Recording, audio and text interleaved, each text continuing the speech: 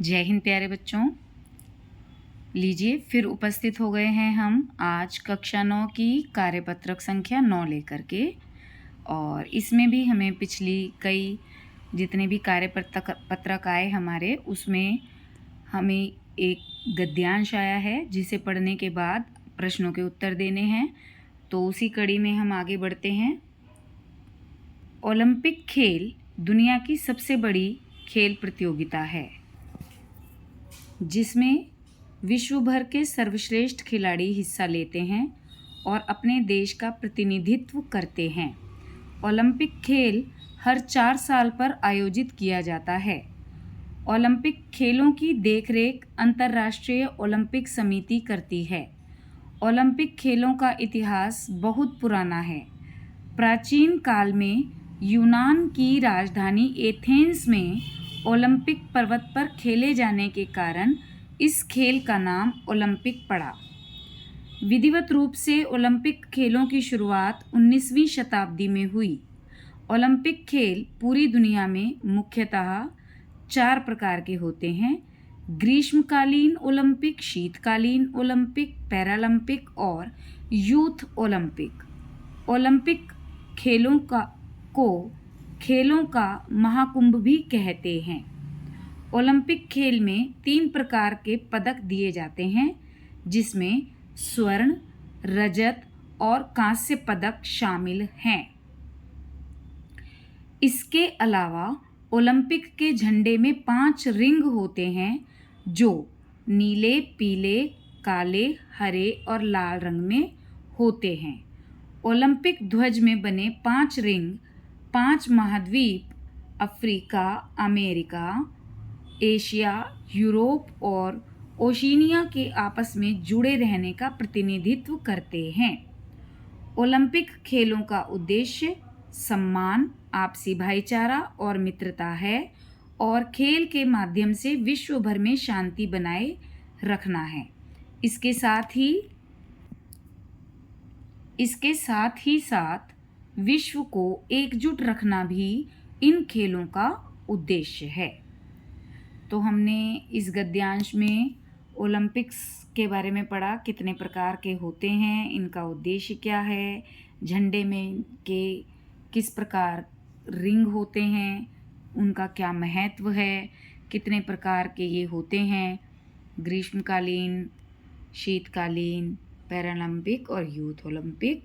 तो चलिए अब हम इसके प्रश्न उत्तर कर लेते हैं। ओलंपिक खेलों का इतिहास किस देश से जुड़ा हुआ है?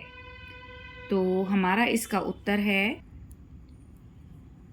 यूनान की राजधानी एथेंस। एथेंस हमारा उत्तर है इसका क। ओलंपिक खेलों में वे खिलाड़ी ही हिस्सा लेते हैं जो अपने देशों में डैश प्रदर्शन करते हैं: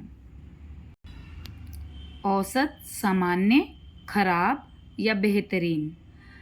बिल्कुल ही जाहिर सी बात है कि जो अपने देश में बेहतर करते होंगे उन्हीं को आगे अपने देश का नाम रोशन करने के लिए भेजा जाएगा। तो हमारा उत्तर है घ, बेहतरीन। ये घ बेहतरीन हमारा उत्तर है। चलिए अगला देखते हैं। ओलंपिक ध्वज में बने 5 रिंग प्रतीक हैं: महाद्वीपों की आपसी एकता का, महाद्वीपों की आपसी प्रतियोगिता का, आपसी ईर्ष्या का या आपसी प्रतिद्वंदिता का।